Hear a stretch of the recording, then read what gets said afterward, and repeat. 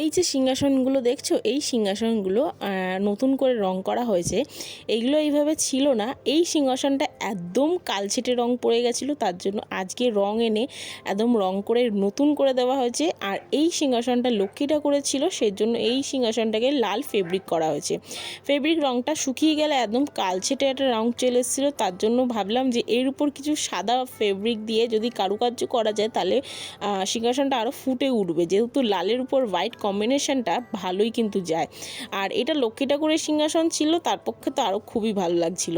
আর তোমরা তো জানোই আমি একটু কলকা করতে খুবই ভালোবাসি, কারণ যেখানে সেখানে কলকা করার সুযোগ পেলে আমি কিন্তু ছাড়ি না, একদম তুলি রং নিয়ে বসে পড়ি কলকা করতে। যাই হোক, মেন কথা বলি শোনো।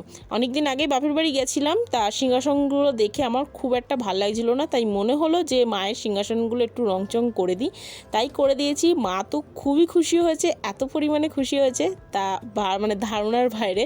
তার ঠাকুরের সিংহাসনগুলো এত সুন্দর লাগছে। তোমরাই বলো কেমন হয়েছে। টাটা, আশা করছি পরে